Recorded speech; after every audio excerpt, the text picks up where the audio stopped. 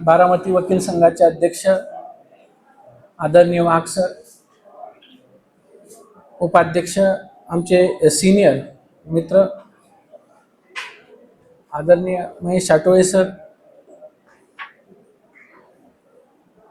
त्यानंतर आमचे मित्र सागर सर, सर्व कारकारणी आमचे बॅचमेट्स मॅडम आहेत, सता मॅडम आहेत. सर्वप्रथम आपण मला आज इथे बोलवल्याबद्दल मी बारामती वकील संघाचे आणि तुमच्या सर्वांचे खूप खूप आभार मानतो. अध्यक्ष साहेबांची निवड झाल्यानंतर मी त्यांना फोन केला होता, म्हटलं ते म्हणायचे आताच, मी म्हटलं सर तुम्हालाच भेटायला यायचंय, म्हटलं परत लेक्चरला बोलवते नाही येते, आपणच इन्व्हाइट करून घ्यावं. पण सरांनी मला सांगितलं की सर आपल्याला छान कार्यक्रम त्यामध्ये राबवायचे आहेत, छान लेक्चर्स ऑर्गनाइज करायचे आहेत. आणि त्यावेळेसही मी म्हटलं होतं सर मला केव्हाही सांगा, कारण माझ्याकडे देण्यासारखं फक्त तेवढंच आहे, बा मी मास्टर माणूस आहे आणि जाऊन फक्त लेक्चर देऊ शकतो. आपण मला केव्हाही बोलवा, मी नक्की येईल. आणि त्या अनुषंगाने अध्यक्ष सरांनी उपाध्यक्ष सरांनी मला फोन केला आणि तसं पाहिलं तर आज 3:30 वाजताची थोडी वेळ होती. तर तुमच्या सर्वांची क्षमा मागतो, माझ्या थोडा ट्रॅफिकमध्ये किंवा पुण्यातनं बाहेर पडताना मला जास्त वेळ गेला, त्यामुळे थोडा डिले झाला, त्याबद्दल तुमच्या सर्वांची क्षमा मागतो. आणि आज आपण ज्या विषयावर चर्चा करणार आहोत, सगळ्यात महत्वाचा जो मुद्दा आहे की 1 जुलै 2024 रोजी 3 महत्वाचे कायदे केंद्र शासनाने अंमलात आले. आपला जुना जो 1860चा इंडियन पिनल कोड होता, त्याऐवजी भारतीय न्याय संहिता 2023, जो इंडियन एव्हिडन्स ऍक्ट 1872चा होता, त्याऐवजी भारतीय साक्ष अधिनियम 2023, आणि जुना आपला जो क्रिमिनल प्रोसिजर कोड होता CRPC, त्याच्याऐवजी भारतीय नागरिक सुरक्षा संहिता BNSS 2023, असे हे 3 कायदे 1 जुलै 2024 ला अंमलात आले, ज्याला आम्ही न्यू क्रिमिनल लॉज असं म्हणतो. आणि त्या 3 कायद्यामुळे क्रिमिनल ज्युरिस्प्रुडन्सचे काही प्रमाणात पॅरामीटर्स चेंज झाले. आणि 1 जुलै 2024 पासून ऑगस्ट 2026 पर्यंत गेल्या 2 वर्षामध्ये काय काय घडामोडी या कायद्याखाली घडल्या, आपल्याकडे काय आपण लक्ष देणं गरजेचं आहे, या सर्व अनुषंगाने आज आपण चर्चा करण्याकरता इथे एकत्र आले. सर्वात पहिल्यांदा गेल्या 2 वर्षामध्ये बऱ्यापैकी आपणही नवीन कायदा आणि नवीन कायद्याच्या प्रोसिजर मध्ये यूज टू झालेलो आहोत. पण तरी सुद्धा आणखी नवीन कायद्यामध्ये काही लूपहोल्स वेगवेगळ्या ठिकाणी आहेत आणि कुठे कुठे काय काय लूपहोल्स आहेत, कोणत्या प्रकारे भविष्यात आणखी लिटिगेशन होऊ शकतं, याची थोडक्यात चर्चा आपण आजच्या लेक्चरमध्ये करूयात. तसं पाहिलं तर आपण नेहमी पाहतो की आपल्या देशामध्ये सर्वात सर्वोच्च कोण आहे, तर आपल्या देशामध्ये सर्वात सर्वोच्च हे आपल्या देशाचं संविधान. पंतप्रधान प्राईम मिनिस्टर सर्वोच्च नाहीत, राष्ट्रपती सर्वोच्च नाहीत, संसद सर्वोच्च नाही, सुप्रीम कोर्ट सर्वोच्च नाही. जर आपल्या देशामध्ये काही सर्वोच्च असेल तर ते फक्त आणि फक्त आपल्या देशाचं संविधान आहे. एखाद्याला प्रश्न पडू शकतो असं का, कारण आपल्या देशामध्ये संसद असावी संविधान सांगतं, लोकसभा राज्यसभा असावी संविधान सांगतं, पंतप्रधान मंत्रिमंडळ असावे संविधान सांगतं, राष्ट्रपती असावेत संविधान सांगतं, सर्वोच्च न्यायालय असावं संविधान सांगतं, राज्य असावेत संविधान सांगतं, राज्यांना विधानसभा विधान परिषद असावी संविधान सांगतं, मुख्यमंत्री मंत्रिमंडळ असावं संविधान सांगतं, गव्हर्नर असावेत संविधान सांगतं, उच्च न्यायालय असावं संविधान सांगतं. यांचा जन्मदाता संविधान, जन्म देणारा मोठा असतो, घेणारा. Every institution, every organisation has to act within the 4 corner of the constitution. संविधानाची मूलभूत चौकट तोडण्याचा अधिकार कुणालाही नाही. आणि मग जर हे 3 नवीन कायदे आलेत, हे 3 नवीन कायदे सुद्धा संविधानाच्या चौकटीत बसले पाहिजेत. आणि कुठे कुठे संविधानाच्या चौकटीत बसत आहेत, कुठे कुठे संविधानाच्या चौकटीच्या बाहेर जात आहेत, हे पॅरामीटर्स आपल्याला आजच्या लेक्चरमध्ये पाहायला पाहिजेत, आपण डिस्कस केले. जनरली आपण प्रॅक्टिस करत असताना आपल्या दैनंदिन जीवनामध्ये क्रिमिनल प्रॅक्टिस मध्ये सर्वात पहिल्यांदा criminal machinery put into the motions when FIR is registered. आणि एकदा की एफआयआर रजिस्टर झाली, आपल्याला माहिती आहे की एफआयआर रजिस्टर झाली की मग ते रिमांड आलं की पर्टिक्युलरली ती कस्टडी आली, बेल आली, ती प्रोसिजर सुरू होत. मग जुन्या कायद्यामध्ये आणि नवीन कायद्यामध्ये काय काय डेव्हलपमेंट होत गेल्या आणि गेल्या 2 वर्षात काय डेव्हलपमेंट आहे याविषयी आपण थोडं पाहायला पाहिजे. प्लस भारतीय न्याय संहितेमध्ये कुठे कुठे आणखी थोडे लूपहोल्स आहेत, हे आपण 1 बाय 1 तिन्ही कायद्याचं थोडं कंपॅरेटिव्हली समजून घेण्याचा प्रयत्न करूयात. जर भारतीय न्याय संहितेचा आपण थोडक्यात विचार केला, बीएनएसचा आपण थोडक्यात विचार केला आणि सेक्शन 2 आपण पाहिला भारतीय न्याय संहितेचा, यामध्ये सगळ्या डेफिनेशन जवळपास एक 38-40 डेफिनेशन ऍड करण्यात आलेले आहेत. बऱ्यापैकी जुन्या डेफिनेशन आहेत, पण एक नवीन डेफिनेशन ऍड करण्यात आली. ती नवीन डेफिनेशन मध्ये definition of the term child. Child या शब्दाची नवीन व्याख्या ऍड झाली. व्याख्या खूप सोपी आहे. Child means child below 18 years of age. Child म्हणजे 18 वर्षापेक्षा कमी वयाचा मुलगा. पण या छोट्याशा डेफिनेशनमुळे प्रॅक्टिस मध्ये काय परिणाम होऊ शकतात हे समजून घेणं आपल्याला गरजेचं. किंवा एखादा स्पर्धा परीक्षेचा ज्युडिशरीचा विद्यार्थी आहे, जेएमएफसी असेल, डिस्ट्रिक्ट जज असेल, पब्लिक प्रॉसिक्युटरची परीक्षा असेल, ह्या परीक्षेच्या दृष्टीने ही डेफिनेशन का महत्वाची आहे, ह्या दोन्ही अँगलने थोडं समजून घेण्याचा प्रयत्न. आपल्याकडे आयपीसी मध्ये जुना 361 361 होता, किडनॅपिंग फ्रॉम लॉफुल गार्डियन, आणि त्याची पनिशमेंट 363 खाली असायची. ते किडनॅपिंग फ्रॉम लॉफुल गार्डियनची डेफिनेशन खूप सोपी होती. whoever takes or entices any child, if male below 16 years of age, if female below 18 years of age, out of the keeping of lawful guardian without the consent of lawful guardian, commits kidnapping from lawful guardian. जर एखादा मुलगा ज्याचं 16 वर्षापेक्षा कमी वय आहे आणि एखादी मुलगी जिचं 18 वर्षापेक्षा कमी वय आहे, त्यांना त्यांच्या लॉफुल गार्डियनच्या कन्सेंट शिवाय लॉफुल गार्डियनच्या कस्टडीतनं काढून घेऊन गेलं तर it is kidnapping from lawful guardian, punishable with 7 years imprisonment. आपल्याकडे अशा एफआयआर व्हायच्या, नेहमी अशा केसेस व्हायच्या की एखादी 17 वर्षाची मुलगी आहे, 17.5 वर्षाची मुलगी आहे, 18-19 वर्षाचा मुलगा आहे, ते आपले घर सोडून निघून जातात, घर सोडून पळून जातात. मुलीचे वडील येतात, पोलीस स्टेशनला गुन्हा दाखल करतात, माझी मुलगी किडनॅप झाली. पोलीस एफआयआर दाखल करतात, पोलीस त्यांना परत पकडून घेऊन येतात. ती मुलगी सांगते पोलीस स्टेशनला, मी माझ्या संमतीने गेले होते, माझ्या कन्सेंटने गेले होते. पोलीस तिला सांगतात, तुझ्या कन्सेंटला, संमतीला विचारतोय कोण? You are not capable for giving valid consent, you are below 18 years of age. पण आता नवीन भारतीय न्याय संहितेमध्ये मुलाचं वय 16 वर्ष किंवा मुलीचं वय 18 वर्ष हे असा क्लॉज काढून टाकलाय आणि तिथे चाइल्ड हा शब्द वापरलाय. तिथे काय शब्द वापरलाय? चाइल्ड. आणि आता तिथे असं केलंय, whoever takes or entices any child out of the keeping of lawful guardian without the consent of lawful guardian. आता चाइल्ड म्हणजे कोण? Child below 18 years of age. आता एक महत्वाचा प्रश्न असा निर्माण होतो, किंवा एक मुलगा आणि एक मुलगी ह्या दोघांचे वय 17.5 वर्ष आहे. मुलीचं वय 17 वर्ष 10 महिने आहे, मुलाचं वय 17 वर्ष 11 महिने आहे. हे दोघं घर सोडून पळून गेले.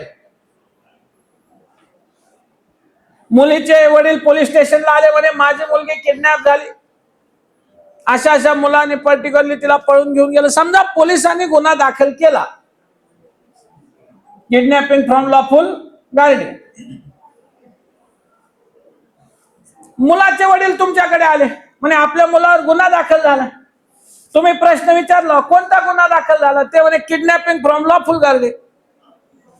तुम्ही विचारलं तुमच्या मुलाचं वय किती होतं, त्याने तेही 17 वर्ष 11 महिने, 18 पेक्षा कमीच होता.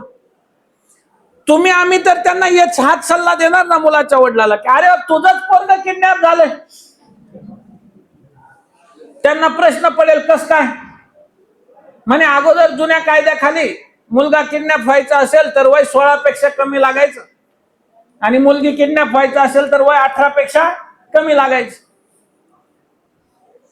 17 वर्षाची मुलगी 17.5 वर्षाच्या मुलासोबत जरी पळून गेली तरी आपण म्हणायचो मुलानेच किडनॅप केला. पण आता मुलगा मुलगी असा भेदभाव राहिला का नवीन कायद्यात? नाही. तिथे शब्द काय आलाय? चाइल्ड.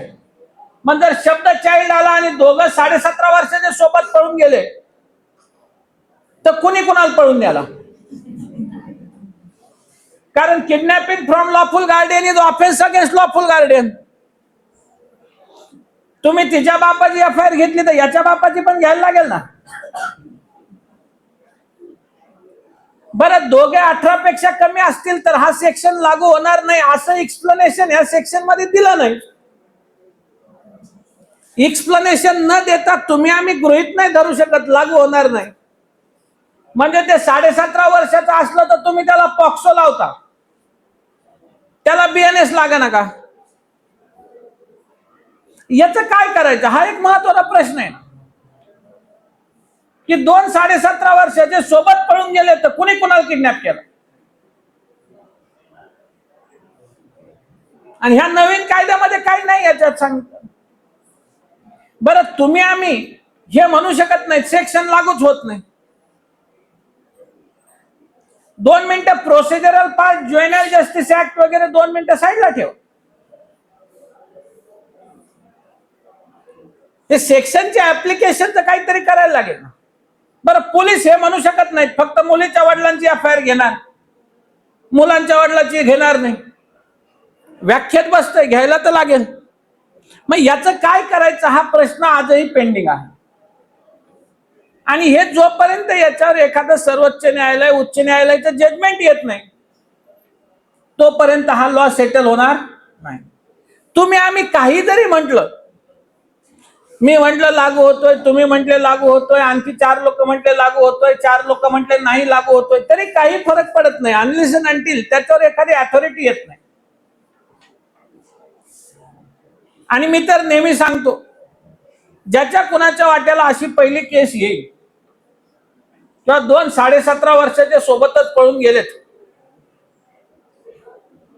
तर ते मुलाच्या बाजूने आपण असेल तर हे मॅटर सुप्रीम कोर्टापर्यंत पोहोचलं पाहिजे. त्याच्या खाली थांबता कामा नाही.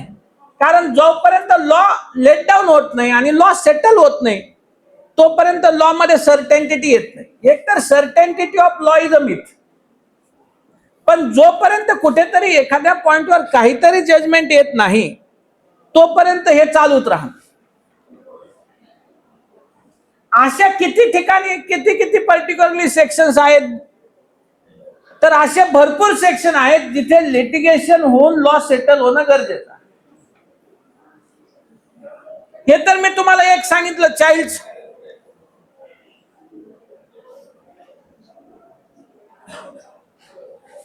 त्यानंतर आणखी महत्वाचे जेंडर पर्टिक्युलरली ची व्याख्या आहे. त्याच्यामध्ये जेंडर मध्ये आपण पर्टिक्युलरली डेरिव्हेटिव्ह ही इन्क्लूड्स पर्टिक्युलरली शी एक्सेट्रा म्हणतो, मॅन इन्क्लूड्स वुमेन म्हणतो. पण आता थर्ड जेंडर पण इन्क्लूड झालेले आहेत. थर्ड जेंडरशी रिलेटेड बीएनएस मधल्या काही प्रोव्हिजन्स ह्या थोड्या सेटल होणं गरजेचं आहे. म्हणजे एखाद्या थर्ड जेंडरची जर छेड काढली तर आउटरेजिंग मॉडेस्टी ऑफ वुमनचा सेक्शन लागेल की नाही हा महत्त्वाचा प्रश्न आहे. म्हणजे आमच्याकडे आमचा एक विद्यार्थी होता राजगुरुनगरचा, ते जेएमएफसी करत होता, प्रॅक्टिसही करत होता. एक दिवस ते एक केस घेऊन आला. म्हणलं सर थोडं ओपिनियन पाहिजे. म्हणलं काय? म्हणलं आपले क्लायंट आहेत. म्हणलं 2 थर्ड जेंडर आहेत म्हणला आणि दोघं लिव्ह इन रिलेशनशिप मध्ये एकत्र राहतात म्हणे. आणि एक थर्ड जेंडर दुसऱ्या थर्ड जेंडरला हाणामारी करते म्हटलं, तिथं मारहाण करते म्हटलं, छळ करते त्याला. मग म्हटलं छळ करण्याचं काय कारण? म्हणे त्या थर्ड जेंडर मध्ये सेक्स ट्रान्सप्लांटेशनचं ऑपरेशन असतं, तर ते ऑपरेशन कुणी करायचं याच्यावरनं त्यांचे वाद आहेत. म्हणून हा एक थर्ड जेंडर दुसऱ्या थर्ड जेंडरला मारहाण करतो किंवा ते तू ऑपरेशन केलं पाहिजे, हे बऱ्याच वर्षापासून एकत्र राहते. तर आपल्याला ना ते जे व्हिक्टिम थर्ड जेंडर आहे त्याच्या बाजूने केस करायची म्हटलं, केस करायची, आणि आपल्याला काहीतरी संरक्षण पाहिजे म्हटलं.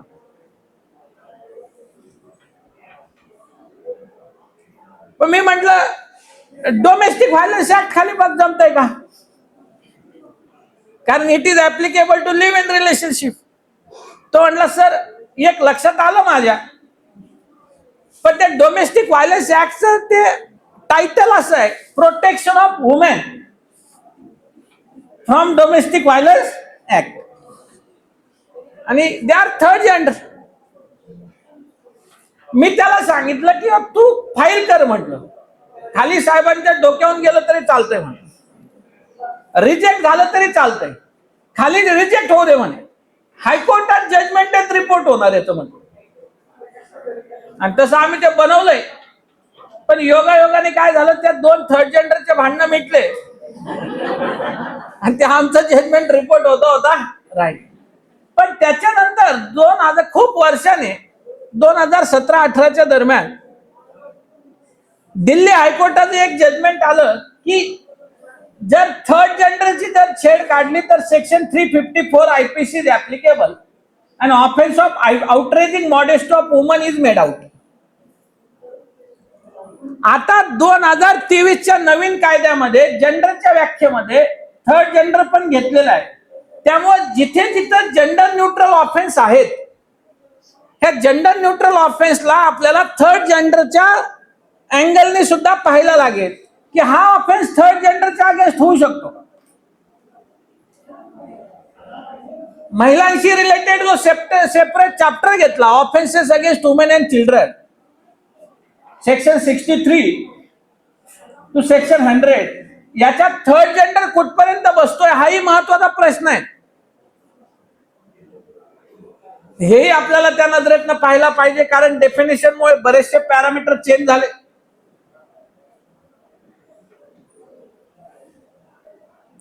आणखी थोडं पुढे जर आपण गेलो, डेफिनेशन क्लॉजच्या जाऊन पुढे जर आपण गेलो,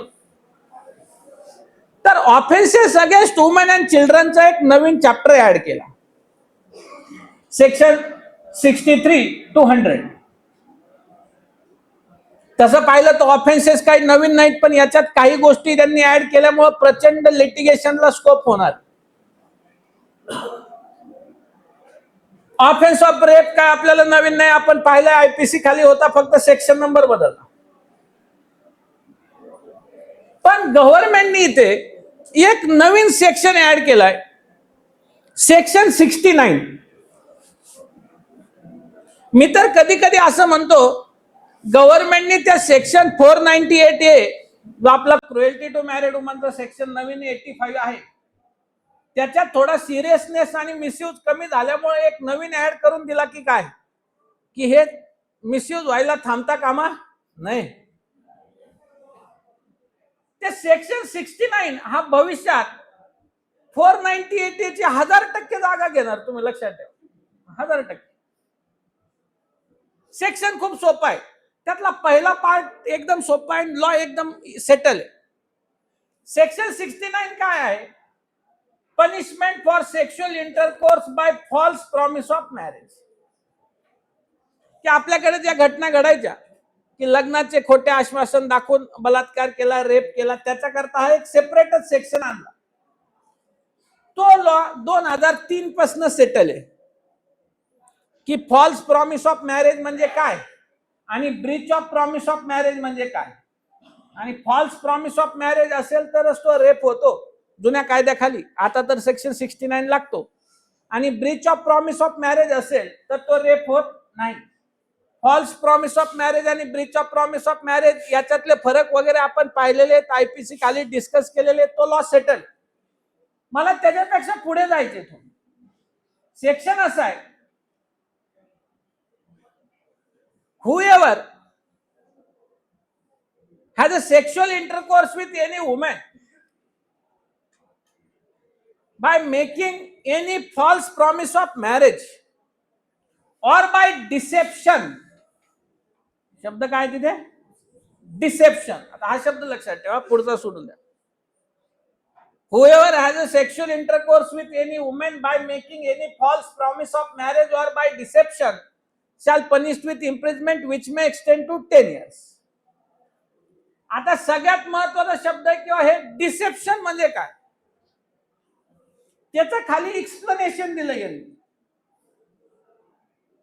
dissipation means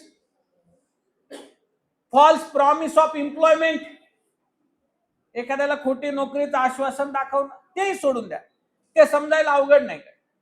dissipation means false promise of promotion करतो, तेही सोडून द्या. सगळ्यात शेवटी एक शब्द वापरला यांनी एक्सप्लेनेशन मध्ये, and deception includes marrying a woman by suppressing identity. हा serious issue. Marrying a woman by suppressing identity. आता मी हा सेक्शन पुन्हा रिस्ट्रक्चर करतो आपल्या आत्ताच्या डिस्कशन करता, की ऑफेन्स कसा मेड आउट होणार. Whoever has a sexual intercourse with a woman by suppressing identity, marrying a woman by suppressing identity, shall punished with imprisonment which may extend to 10 years. म्हणजे जो कोणी एखादा व्यक्ती एखाद्या महिलेला स्वतःची आयडेंटिटी लपवून तिच्यासोबत मॅरेज करतो आणि under that pretext he has a sexual intercourse, it is offense punishable with 10 years imprisonment. It is offense punishable with 10 years imprisonment. आता पहा, गव्हर्नमेंटचा याच्या मागचा हेतू काय होता. एक हेतू असा होता की गव्हर्नमेंटचा थोडा कन्सर्न असा होता की समजा एखाद्या व्यक्तीने समजा एखादी मुलगी आहे, महिला आहे, ती एका ए धर्माची आहे, she belongs to a religion, आणि समजा एखादा मुलगा आहे, he belongs to a B religion. पण त्या मुलाने समजा आपला धर्म सप्रेस केला आणि त्या मुलीला सांगितलंच नाही की मी बी या धर्माशी बिलॉंग करतो, आणि सांगितलं की मी ए या धर्माशीच बिलॉंग करतो, आणि त्यांच्या दोघांचं लग्न झालं, आणि लग्न झाल्यानंतर त्या मुलीला असं लक्षात आलं किंवा या व्यक्तीने आपल्याला धर्म समजा चुकीचा सांगितला आणि आपल्यासोबत लग्न केलं, तर आपली आता फसवणूक झालेली आहे, म्हणून जर गुन्हा दाखल करायचा तर जुन्या आयपीसी खाली चीटिंग वगैरे त्याला काही अर्थ राहत नव्हता. चीटिंगच्या केसेस त्याच्यात मेड आउट व्हायच्या, त्याला कोण विचारायचं नाही. मॅरेज झाल्यामुळे रेपचा सेक्शन लागत नाही, बरोबर. मग अशा वेळेस जे शासन थोडे काही शब्द वापरत असतं राज्यकर्ते, म्हणून हा सेक्शन 69 आणला होता. किंवा उद्या काय म्हणायचं की यांनी याची आयडेंटिटी लपवून काय केलं, मॅरेज केलं. पण आता याचा मी तुम्हाला दुसरा इंटरप्रिटेशनचा अँगल सांगतो. हे 2 मिनिटं सोडून द्या, रिलीजन पण धर्म जात वगैरे ह्या गोष्टी सोडून द्या, काही त्या मॅटर नाही करत. याला मी तुम्हाला प्रॅक्टिसिंग पॉइंट ऑफ व्ह्यूने दैनंदिन जीवनात येणारे प्रश्न सांगतो. सेक्शन काय, this person has a married me with suppressing his identity. काय लपवलं यांनी माझ्यापासून, याची identity. What do you mean by the term identity. Identity म्हणजे काय, तुम्ही आयडेंटिटी कशाला म्हणणार. आपण जर ज्युरिस्प्रुडन्स मध्ये पाहिलं तर एखाद्या व्यक्तीची religion can be identity, caste can be identity, सोडून द्या. Whether post can be identity or not. एखादा व्यक्ती एखाद्या पदावर आहे, whether it can be an identity or not. Post can be identity. A colour can be identity,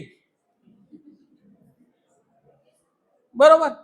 a bodily characteristic can be identity. समजा एखाद्या मुलीच्या घरचे मुलाच्या घरी गेले किंवा लग्न जमवायला आणि विचारलं काय करतो पोरगा, ते म्हणले क्लास 1 ऑफिसर आहे म्हणे. काय म्हणे क्लास 1 ऑफिसर आहे. मुलीच्या घरच्या चांगलं स्थळ मिळालं, क्लास 1 ऑफिसर. यांचं लग्न लावून दिलं. लग्न लागल्यानंतर हिच्या लक्षात आलं हे क्लास 1 नाही क्लास 4 आहे. काय क्लास 4 आहे. आता तिचं म्हणणं मला याच्यावर गुन्हा दाखल करायचा. आता ती वकील साहेबांकडे समजा गेले आणि वकील साहेबांना सांगितलं, वकील साहेब आपल्या आता हे नवरा बायकोत भांडण आहेत, आपल्याला केस करायची. जर नवरा बायकोत भांडण झाले तर आपल्याकडे किती केसेस होता? 5. तशा होतात 7, पण जनरली मी क्लासमध्ये 5च सांगतो. मग आपण ते म्हणले समजा 498 ते डोमेस्टिक व्हायलन्स मेंटेनन्स वगैरे. ते म्हणे नाही वकील साहेब नवीन काहीतरी सांगा, हे किरकोळ विषय झाला. 498 म्हणे त्या अर्नेश कुमार मुळे दाखल करणाऱ्याला त्रास होतो म्हणते. त्याचा ते सांगू नका. वकील साहेबांनी सांगितलं नवीन कायद्याखाली नवीन सेक्शन आलाय म्हण तुझ्याकरता, कॉग्निझेबल नॉन बेलेबल म्हण. त्याने कोणता? म्हणे सेक्शन 69.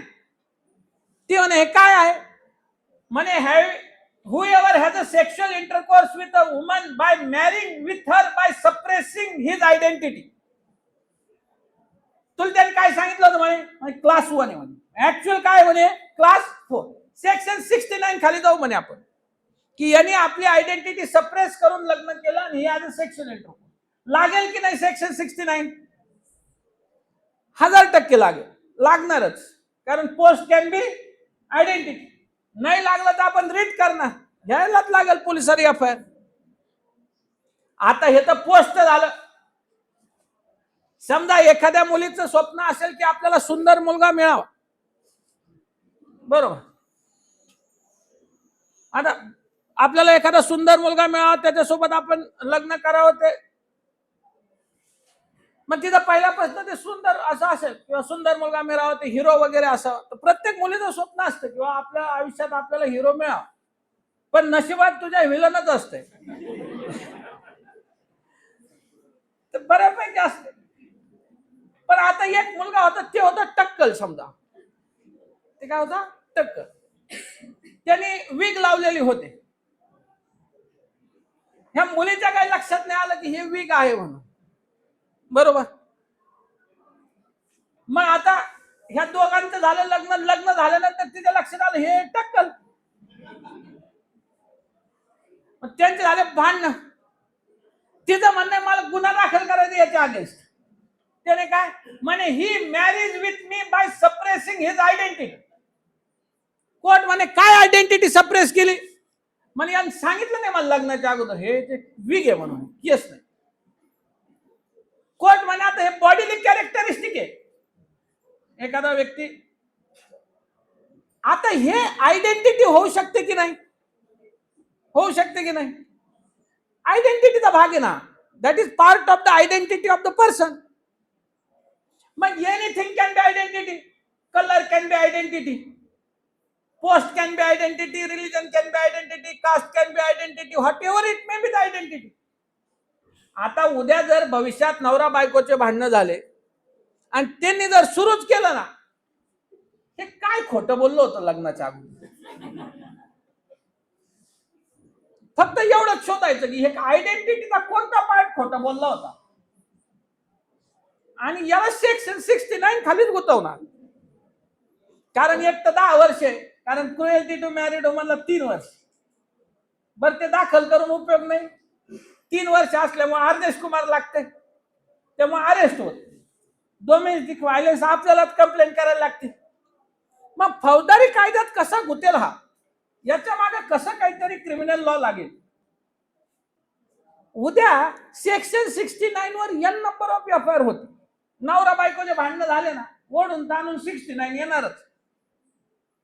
आता का होत नाही ती एफआयआर सांगू का? लोकांना आणखी सेक्शन माहित नाही. आणि मी तर ठरवलंच आहे की महाराष्ट्रभर अवेअरनेस करून येणार.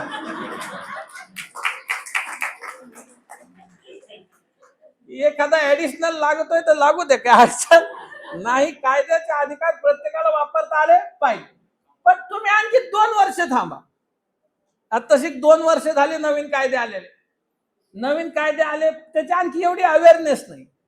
नवीन कायद्याखाली आपण सध्या काय करतोय किंवा जे जुनं चाललंय तेवढंच फक्त, एक तर नवीन कायद्याखाली एफआयआर होतात, अरेस्ट होती, रिमांड होते, बेल होते, थोडेफार काही मॅटर चालले असतील चाल. नवीन कायद्यामध्ये जे अनसर्टेनिटी आहेत त्याच्यामुळे जे आणखी लिटिगेशन क्रिएट होण्याचे चान्सेस आहेत, त्याचा अवेअरनेस नसल्यामुळे आणखी ते थांबून आहे, थोडं स्टॅग्नेशन टाईप आहे. पण जसं जसं याचा अवेअरनेस सुरू होईल आणखी 2 वर्षांनी याचे प्रचंड हे लिटिगेशन किंवा हे प्रमाण वाढेल. अशा खूप सगळ्या गोष्टी त्या नवीन कायद्यात आहेत. मी तर तुम्हाला उदाहरण म्हणून 1-2 गोष्टी सांगितल्या फक्त. चाइल्डची डेफिनेशन असेल किंवा पर्टिक्युलरली सेक्शन 69 असेल. फॉर एक्झाम्पल, एक हजबंड आहे, वाईफ आहे, लक्षात घ्या, आणि हजबंड आहे, वाईफ आहे, त्या हजबंडचं पहिलं लग्न झालेलं आहे, तरी वाईफ जिवंत असताना डिवोर्स न घेता त्यांनी जर दुसरं लग्न केलं तर बिगॅमीचा सेक्शन लागतो फक्त. बरं, तेही नॉन कॉग्निजेबल असल्यामुळे प्रायव्हेट कंप्लेंट करायला लागते, बरोबर. आणि दुसऱ्या बायकोपासून पहिलं लग्न झालेलं आहे हे जर लपवलं असेल तरी पण तोच क्लॉज लागतो, punishment for marrying a woman by suppressing him her from prior marriage. त्याला 10 वर्ष शिक्षा आहे, पण नॉन कॉग्निजेबल आहे, पण प्रायव्हेट कंप्लेंटच करायला लागते. आता उद्या आपल्याकडे समजा बिगॅमीचा सेक्शन, हजबंड आहे, त्याचं पहिलं लग्न झालेलं आहे, ते वाईफला म्हणलं काही झालं तरी मी दुसरं लग्न करणारच. वाईफने त्याला सांगितलं, वाईफ आपल्या आतमध्ये गेली, रूम मध्ये गेली, ते बीएनएस आणि आयपीसी दोन्ही बेऱ्या घेऊन आली आणि त्याला वाचून दाखवलं की मी जिवंत असताना डिवोर्स न घेता तू जर दुसरं लग्न केलं तर बिगॅमीचा सेक्शन आहे 7 वर्ष शिक्षा आहे. तू तिकडं लग्न कर, मी इकडं कोर्टात कंप्लेंटच फाईल करणार. मग याने बराच विचार केला. हा म्हटलं आपण दुसरं लग्न केलं का वाईफ पर्टिक्युलरली केस करणारच आहे, 7 वर्ष शिक्षा होणारच आहे, आपल्याला दुसरं लग्न करावे की नाही ह्या विचारात तो होता. पण त्यांनी तरी ठरवलं दुसरं लग्न करायचंच करायचं. तो म्हटला लाईफ इम्प्रिझनमेंट पेक्षा 7 वर्ष परवडेल म्हटला. पण म्हटला दुसरं लग्न करणार म्हटला. आणि त्याने काय केलं, दुसरं लग्न केलं. ते सेकंड मॅरेज ते वाईफला घेऊन घरी आला. घरी आल्या आल्या त्याने बेल वाजवली, पहिल्या बायकोने दरवाजा उघडला आणि यांनी सांगितलं, तुला सांगितलं होतं म्हणे मी लग्न करून ये ना. ती रागात घरात निघून गेली. पण ह्या सगळ्या सीन मध्ये ही सेकंड वाईफ एकदम कुतूहलाने पाहत होती आणि तिने प्रश्न विचारला, ही आत गेली ती कोण होती? हा म्हटलं, अरे तुला सांगायचं विसरलो होतो. ती नंबर 1 म्हटला, तू नंबर 2 म्हटला. ही परेशान झाली. अरे म्हणे ह्या माणसाने तर याचं पहिलं लग्न झालेलं आहे, वाईफ जिवंत आहे, डिवोर्स झाला नाही, हे काय मला सांगितलं नाही.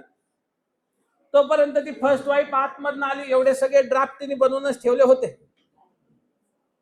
तिने सगळ्यात पहिल्यांदा तर ह्या सेकंड वाईफलाच पकडलं. म्हणे याला तर काय अक्कल नाही म्हणे, पण तुला कळत नाही का म्हणे, तू कशाला लग्न केलं म्हणे. सगळे ते डायलॉग मारून झाले म्हणे, लोकांचे संसार मोडते वगैरे वगैरे सगळे ते डायलॉग मारून झाले. मग हिने समजून सांगितलं किंवा मला माहित नव्हतं याचं पहिलं लग्न झालेलं आहे किंवा डिवोर्स झालेला नाही, नाही तर मी लग्न केलं नसतं. मग ती फर्स्ट वाईफ म्हटली, मग हरकत नाही म्हणे, तुझ्यावर पण अन्याय झालाय, माझ्यासोबत चल म्हण, तू कोर्टात 5 केसेस करू म्हणे याच्या अगेन्स्ट म्हणे, तुझ्या 5 आणि माझ्या 5 म्हणे, 10 महिन्यातलं म्हणे 10 दिवस हे कोर्टात पाहिजे. यांनी लॉलाच ऍडमिशन घेतलं पाहिजे म्हणे. माझ्याकडे बरेच असे विद्यार्थी लॉची क्लासला येते, सिनियर, किंवा तुम्ही कशाला, मी विचारतो तुम्ही सिनियर आहेत कशाला ऍडमिशन घेतलं. एक तर म्हटलं आपल्या ना आपल्या वाईफचं म्हटलं 28 केसेस चालू आहेत म्हटलं, मीच लॉ करतो म्हटलं. पासआउट झालं, त्याची चांगली प्रॅक्टिस चालू आहे आता मी ह्या सगळं. पण आता ही सेकंड वाईफ विचारात पडली, याच्यावर काय काय केसेस करू. एक बिगॅमीची होईल म्हणे, डोमेस्टिक व्हायलन्स पण बसवता येईल म्हणे. सेकंड वाईफ आहे, मारहाण केली तरी 498A लागतो, काही अडचण नाही. सेकंड वाईफ पासून पहिलं मॅरेज लपवलं तर मेंटेनन्स पण मिळतो म्हणे, तोही अडचण नाही. ते म्हणे नाही पण याला चांगला धडा शिकवायचा म्हणे. ही पोलीस स्टेशनला जाऊन बसली म्हणे, याच्या सोबत याच्या अगेन्स्ट 69 ची एफआयआर दाखल करा. पोलीस म्हणे 69 कसा, म्हणे he has a sexual intercourse with me and marrying with me by suppressing his identity. Court म्हणे काय आयडेंटिटी सप्रेस केली आहे? म्हणजे याचं पहिलं लग्न झालं होतं, हे माझ्यापासून लपवलं, ही आयडेंटिटी आहे की नाही? Whether it is part of identity or not, section 69 लागणार की नाही? मग ते कॉग्निझेबल आहे, नॉन बेलेबल आहे, अप टू 10 years आहे. असे इतके प्रचंड त्याच्यात लिटिगेशन होणार की काही दिवसांनी हजबंड अँड वाईफचे भांडणं झाले का बाय डिफॉल्ट 498 च्या ऐवजी सेक्शन 69 येऊन बसेल. नवीन काही आलं का तू फक्त 8 म्हणून सांग, हे काही खोटं बोललं होतं का? नसेल बोलला तरी 8 सांग ना. जसं क्रुएल्टीचं होतं तसं याचं व्हायला किती वेळ लागतो? त्या अँगलने आपण नवीन ह्या बीएनएस कडे पाहायला पाहिजे. बीएनएस मध्ये प्रचंड अशा गोष्टी आहेत, असे कन्सर्न आहेत ज्याच्यामुळे नवीन लिटिगेशन तयार होऊ शकतात, जे कायदा मंडळाच्या लक्षात आलं की नाही आलं हे सांगता येत नाही. बीएनएस मध्ये एक सिरियस लुफोल राहून गेला, एकदम सिरियस लुफोल झाला, एकदम सिरियस कन्सर्न झाला बीएनएस मध्ये. आयपीसी मध्ये जुना 377 होता, आता हे 377 काय होता पहा. Whoever has a sexual intercourse with any man, woman or animal against the order of nature shall punished with imprisonment which may extend to 10 years or life imprisonment. त्याला आपण अननॅचरल ऑफेन्स असं म्हणायचो. ह्या सेक्शन 377 खाली 5 प्रकारचे physical act offence व्हायचे. किती? 5 प्रकारचे. Suppose a man has a sexual intercourse with another man without his consent against the order of nature. हा रेप होत नव्हता. रेप होत नव्हता कारण रेप जेंडर न्यूट्रल नाहीये. Rape can be committed only by man upon women, not vice versa, not by women upon a man and not by man upon a man. BNS मध्ये असे काही offence आहेत जे gender neutral आहे. Gender neutral म्हणजे आपण म्हणतो हे गुन्हे फक्त पुरुष करू शकतो, हे गुन्हे स्त्री करू शकत नाही. सो हा रेप नाही व्हायचा म्हणून 377 लावायचो आपण. दुसरा, if a man has a sexual intercourse with another man with his consent against the order of nature. दोघांची कन्सेंट जरी असेल तरी तो ऑफेन्स व्हायचा, 377 लागायचा, कारण it is against the order of nature. तिसरा, if man has a sexual intercourse with another woman without her consent against the order of nature. हा 377 पण व्हायचा आणि 2013च्या अमेंडमेंट नंतर 376 पण लागायचा. हा रेप पण व्हायचा आणि 377 पण लागायचा. चौथा, if man has a sexual intercourse with woman with her consent against the order of nature. दोघांची कन्सेंट असेल तरी पण 377 लागायचा, कारण it is against the order of nature and it is unnatural.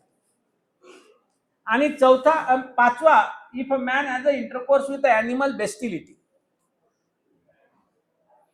आता 2018 साली सर्वोच्च न्यायालयात एक महत्वाची केस आली LGBTQ कम्युनिटीच्या अधिकारासंबंध. Lesbian, gay, bisexual, transgender. त्यांचं म्हणणं होतं की समजा a man has a sexual intercourse with another man with his consent, तर दोघं पण समजा if they are gay, it is part of their privacy and right to life include right to privacy. स्टेटला याच्यात इंटरफिअर करायचं काही कारण नाही. आणि तुम्ही अननॅचरल कशाला म्हणताय what is natural and what is unnatural हे कोण ठरवणार? If we are belonging to the LGBTQ community, lesbian, gay, bisexual and transgender, एखादा व्यक्ती लेस्बियन आहे, गे आहे, बायसेक्शुअल आहे, ट्रान्सजेंडर आहे, हा काही कोणता आजार नाही, त्याचा बॉडीली जेनेटिक्स तसे डेव्हलप झाले. ते का डेव्हलप होतात तसे याचं उत्तर आणखी विज्ञानाला पण सापडलं नाही. बॉडीली जीन्स त्याचे तसे डेव्हलप झाले. Why he is a third gender, why is a gay, why is a lesbian, याचं उत्तर आणखी विज्ञानाकडे पण नाही. मग त्यांचं म्हणणं आहे की दोन लोक गे आहेत, then for us it is natural. 98% भारतीयांना अननॅचरल वाटते म्हणून थोडी अननॅचरल. आणि आमच्या प्रायव्हसीचं काय? दोघांची कन्सेंट आहे. आणि 2018 साली सुप्रीम कोर्टाने 5 जजेस bench of the honourable supreme court presided bye honourable justice Rohinton Nariman etcetera read down section 377 in the case of Navtej Johar versus Union of India. अतिशय सुंदर judgment honourable justice Rohinton Nariman साहेबांचे. त्याच्यात तर honourable ladyship justice Indu Malhotra मॅडमचं एक वाक्य आहे, history owes and apology to the LGBT community. इतिहास तुमची माफी मागतो, 150 वर्ष तुमच्यावर अन्याय झाला. आणि असं म्हणून त्यांनी 377 रीड डाऊन केला. आता लक्षात घ्या, 377 was not struck down, it was only read down. आणि there is a difference between struck down and read down. Struck down म्हणजे सगळा सेक्शन असंविधानिक आहे असं डिक्लेअर करणं, आणि रीड डाऊन म्हणजे त्या सेक्शनचा इंटरप्रिटेशन करणं आणि या सेक्शन मधला पार्ट असंविधानिक आहे असं सांग. तो 377 सगळा रद्द नव्हता केला, फक्त त्याच्यातले 2 क्लॉज असंविधानिक होते. कोणते? If man has a sexual intercourse with another man with his consent, it is part of their privacy, it is read down, unconstitutional. And a man has a sexual intercourse with a woman with her consent, whether it is with the order of nature or against the order of nature, it is part of their privacy. म्हणजे मी आता सांगितलेल्या 5 पैकी फक्त 2च physical act असंविधानिक घोषित करण्यात आले. बरोबर. आता may be 2023चा Naveen criminal law येताना कायदे मंडळाच्या हे लक्षात आलं नाही वाटतं की स्ट्रक डाऊन आणि रीड डाऊन मध्ये फरक आहे, किंवा 377 स्ट्रक डाऊन झाला नाही, हा रीड डाऊन झालाय. 2023 साली जो कायदा आला BNS मध्ये, त्यांच्यातनं 377 सगळा काढून टाकण्यात आला, सगळा काढून टाकण्यात आला. बरोबर. आता एक प्रॉब्लेम आहे आज पण स्टील. त्यावेळेसही आम्ही रिकमेंडेशन दिले होते, नवीन कायदा इम्प्लिमेंट होताना त्यावेळेस सजेशन मागितले होते, त्यावेळेसही दिले होते. आता प्रॉब्लेम असा आहे की समजा एखादा पुरुष रस्त्याने चाललाय, त्याला एखाद्या 2 लोकांनी पकडलं आणि जबरदस्तीने त्याच्या विरोधात त्याच्या कन्सेंट शिवाय शारीरिक संबंध ठेवले, रेप तर हा होत नाही. जुन्या कायद्याखाली 377चा गुन्हा दाखल व्हायचा. तो व्हिक्टिम पुरुष जो आहे ते पोलीस स्टेशनला जर आला आणि तो म्हटला माझ्यासोबत अशी घटना घडली, मला गुन्हा दाखल करायचा आहे, सेक्शन कोणत्या सेक्शन खाली गुन्हा दाखल करायचा? 377 तर काढून टाकला. रेप हा होत नाही, हा रेप होत नाही, सेक्शनच नाही ना. आणि ते जे व्हिक्टिम आहे त्याला समजून काय सांगायचं आता की नाही नाही हा गुन्हाच नाही, आता त्याचा तर राईट व्हायलेट झाला. बाकी तर जाऊ द्या. मी मध्ये येरवाडा जेलमध्ये त्या सगळ्या जेलर लोकांना ट्रेनिंग द्यायला गेलो, आणि त्या येरवाड्याच्या पोलीस स्टेशनला पण नवीन क्रिमिनल लॉ. आता जेलमध्ये बऱ्यापैकी अशा गुन्हे घडतात. बरोबर. की एखाद्या कैद्याला पकडलं, 2 कायद्यांनी जबरदस्तीने त्याच्या संमतीशिवाय त्याच्यासोबत अनैसर्गिक संबंध ठेवले, आणि ते कैदी जर म्हटला किंवा माझ्यासोबत ही घटना घडली, मला गुन्हा दाखल करायचा आहे, सेक्शनच नाही आपल्याकडे सध्या, आजही नाही. Till today. त्याचं काय करायचं? हा सिरियस कन्सर्न सुप्रीम कोर्टापर्यंत पोहोचला. हे तुम्ही सांगा, सुप्रीम कोर्टाला सांगितलं, हे सांगा तुम्ही.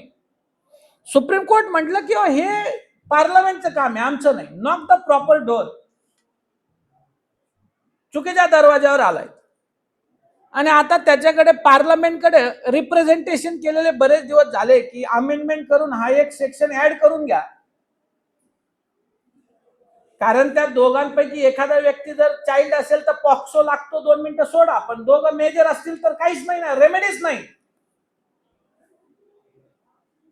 आणि मग 1 जुलै 2024 पासून अगदी 4 ऑगस्ट 2026 पर्यंत मधल्या काळात जे गुन्हे घडतात ऍटलिस्ट ते गुन्हाच नाहीये थोडक्यात.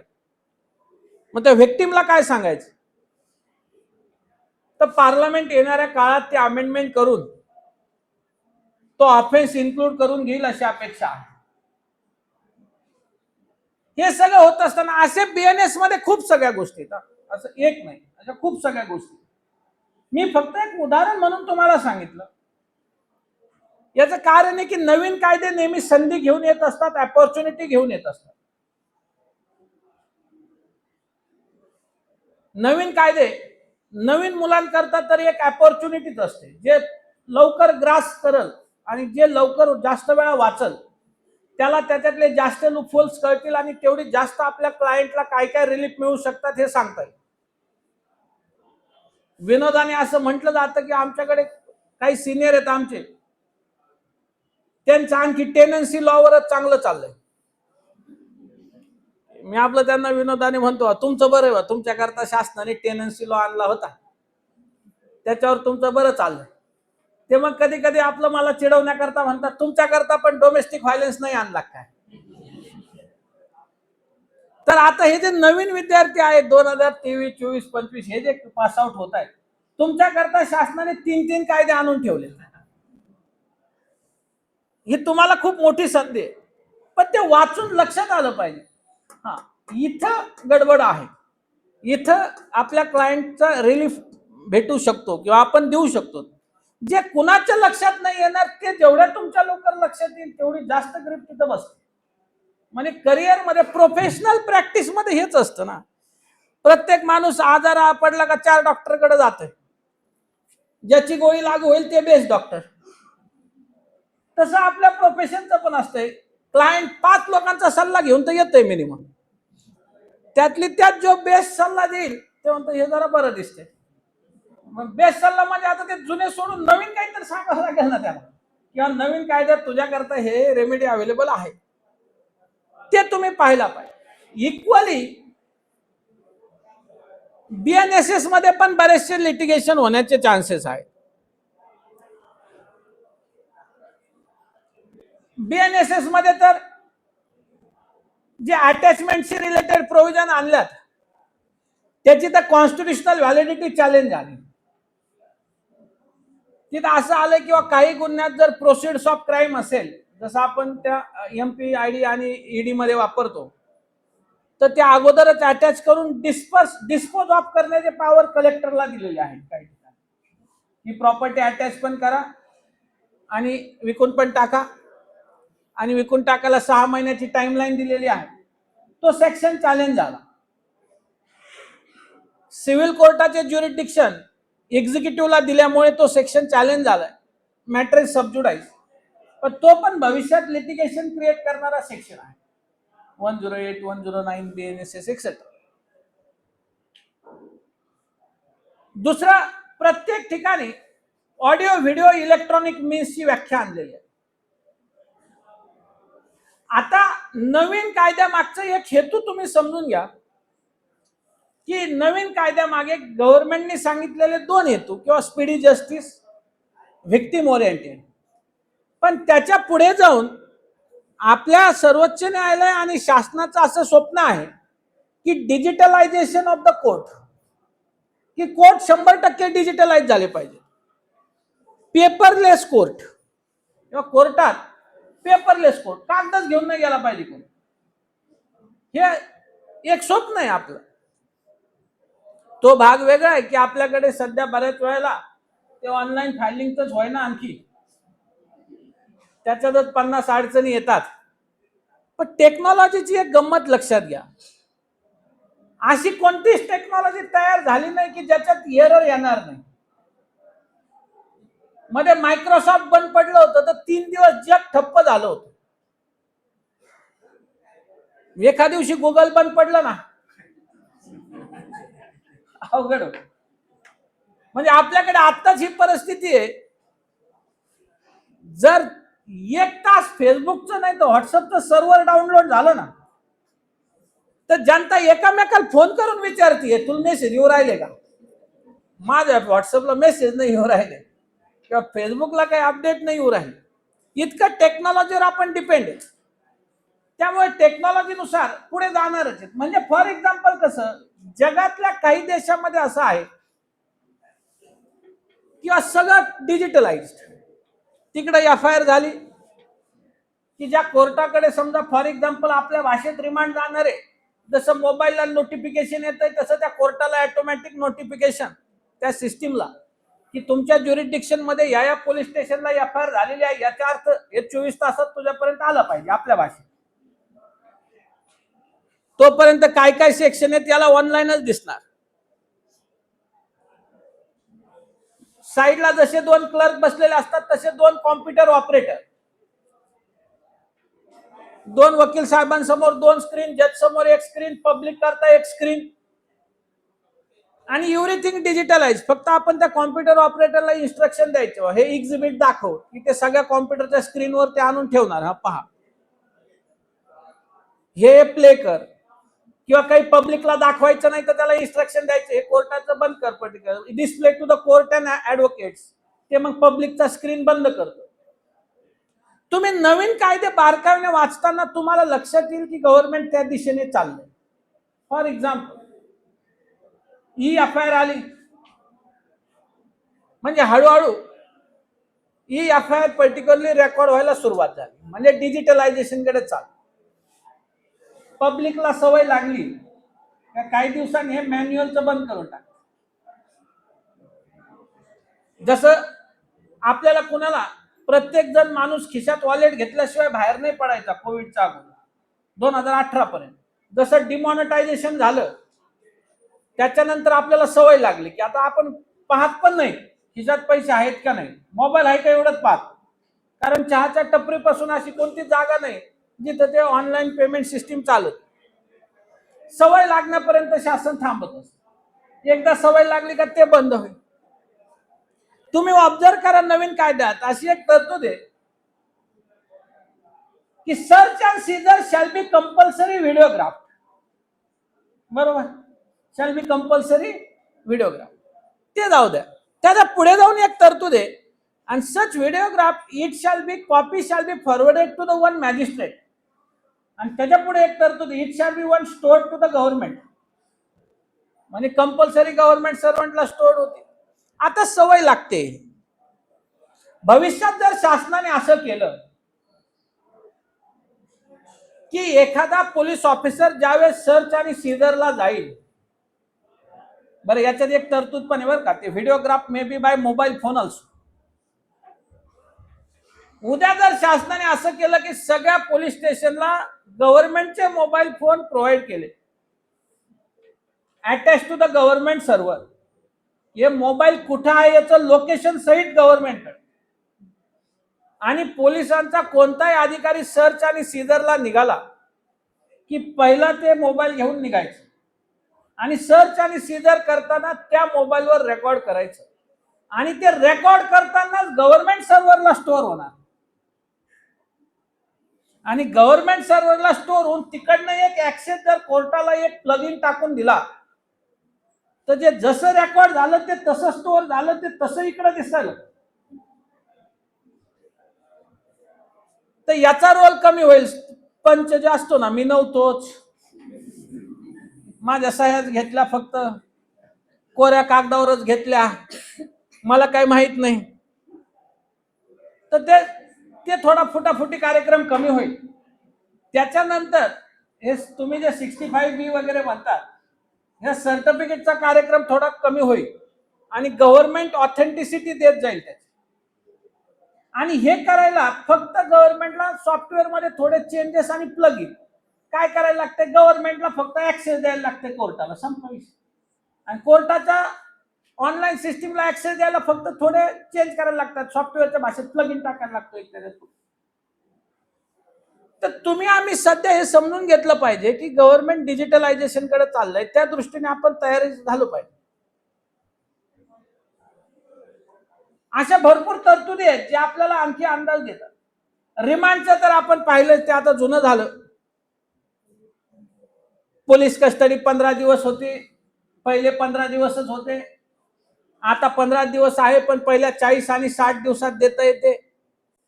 हे मला वाटतं थोडं जुनं झालं. सध्या ट्रेंडिंगला grounds of arrest and reason for arrest आहे. हा एक भारी कार्यक्रम आहे, तुम्हाला सांगतो. Grounds of arrest and reason for arrest. बरं, आरोपीला अटक केल्यानंतर ग्राउंड्स ऑफ अरेस्ट द्यावेत हे असं संविधानात लिहिलंय 1950 पासून.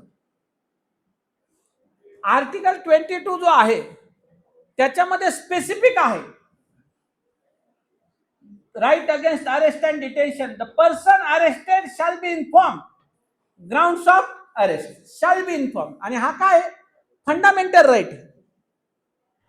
फक्त ते लक्षात यायला बरेच वर्ष गेले. असाच एक ईडीचा आरोपी होता, बऱ्याच वर्षापासून जेलमध्ये असेल, ते सुप्रीम कोर्टापर्यंत गेला, म्हटलं मला अरेस्ट केलं, म्हटलं माय अरेस्ट इज इलिगल. कोर्ट म्हटलं का अरेस्ट इलिगल आहे, त्याने मला ग्राउंड्स ऑफ अरेस्ट दिले नाही. ते ईडी वाले म्हटले की आम्हाला सीआरपीसी एवढा लागू होत नाही, आमच्या स्पेशल स्टॅट्यूट खाली इन्फोर्समेंट डायरेक्टरेट किंवा मनी लॉन्ड्रिंग पीएमपीएल खाली ग्राउंड्स ऑफ अरेस्ट द्यायची गरज नाही, वगैरे वगैरे वगैरे. यांनी सुप्रीम कोर्टात सांगितलं मी तुमचा सीआरपीसी पण सांगत नाही आणि तो ईडीचा ऍक्ट पण नाही सांगत, हे संविधानात दिलंय माझा फंडामेंटल राईट. आणि हे तुमच्या सगळ्या किरकोळ कायद्यापेक्षा माझं संविधान सर्वोच्च. म्हणून मी तुम्हाला स्टार्टिंगला सांगितलं एक संविधान सुप्रीम, आणि हे संविधानाच्या चौकटीत सगळं पाहिजे. आता ते फंडामेंटल राईट वर आल्यावर सुप्रीम कोर्ट म्हटलं बरोबर आहे. सुप्रीम कोर्टने दिलं judgment, if grounds of arrest not furnished to the accused, arrest is illegal, he shall be immediately released. सगळ्यात ज्यादा परेशान तर ईडी वाले झाले, कारण 80% कस्टडी रिकामी व्हायची वेळ आली. कारण यांनी एखाद्याला पण अरेस्ट करत असताना ग्राउंड्स ऑफ अरेस्ट दिलेलं नाही. ते सुप्रीम कोर्टात तिसरं मॅटर घेऊन गेले, जजमेंट प्रॉस्पेक्टिव्ह का रिट्रॉस्पेक्टिव्ह, कारण आम्हाला मागचे सगळे सोडावं लागते. तर सुप्रीम कोर्टाने थोडे त्यांच्या भावना सांगून म्हणलं प्रॉस्पेक्टिव्ह धरा, चला इथून पुढे देत जा. पण तरतूद कायद्यात 26 जानेवारी 1950 पासून आहे संविधान. फक्त ते कुणाच्या तरी लक्षात यायला 2023 साल उजेडावं लागलं की आपण थोडं ह्याही अँगलने आर्ग्युमेंट करू शकतो. बरं, ते ग्राउंड्स ऑफ अरेस्टचा तर एवढा धिंगाणा झाला की grounds of arrest particular are not provided, arrest is illegal. एक तर मी 2024 ला हे कायदे येत असताना जवळपास अगोदर 1 ते 1.5 वर्ष महाराष्ट्रातल्या पोलिसांना ट्रेनिंग देत होतो. सगळ्या पोलिसांना ट्रेनिंग देत होतो की नवीन कायद्यात काय काय बदल आहे. आणि त्या वर्षभराच्या सगळ्या ट्रेनिंग मध्ये एक मला गोष्ट कन्फर्म कळली, जर कायदा कुणाला कळत नसेल सगळ्यात पहिला तर पोलिसांना. एकदम डॅम शुअर आहे मी त्याच्या बाबतीत. फक्त 10% अधिकारी असतात, 10% कर्मचारी आणि अधिकारी मिळून 10% कर्मचारी आहेत जे खूप मन लावून वाचतात आणि करतात. बाकी ना सगळं अनुभवाच्या जोरावर चाललंय. मागच्या अशा केसेस मध्ये काय झालं बघ रे, वड पुढं. हे सगळे परेशान झालेत नवीन कायदे आल्यानंतर. यांना खरंच माहित नाही, 90% पोलिसांना माहित नाही नवीन कायद्यात काय. म्हणजे मला असंच एक दिवस आमच्या एका विद्यार्थ्याचा वकील साहेबांचा फोन आला, म्हणे सर असं असं एक आपला आरोपी आहे, तपासाला आणलंय, मला तिथं येऊ देत नाही म्हणे, तुमचं काय काम आहे म्हणे. मी म्हणलं अरे त्यांना सांग नवीन कायद्यानुसार इन्व्हेस्टिगेशनच्या दरम्यान काही काळ वकिलांना हजर राहण्याचा अधिकार आहे. Not through out the investigation but particularly during the investigation असं नवीन आलं. ते सर ते ऐकतच नाहीत. म्हटलं एक अर्ज लिही, BNSSच्या या कलमासुमार आम्हाला असा असा अधिकार आहे आणि तुम्ही हे करत नाही. ते पोलिसांनी ते अर्ज आणि कलम पाहिला, म्हणले हे माहित काही नाही पण असं ना अधिकार म्हणे. थांबतो. हा, कुणी वाचायचं, वाचणार कुणी? बरं वाचून समजायचं कसं? हा तर वेगळा भाग आहे. बरं तुम्हाला असं वाटतं का खरंच हे 3 फौजदारी कायदे पोलिसांनी वाचले असतील? जुने तर जाऊ द्या, पण नवीन पोलिसांचं सोडावं.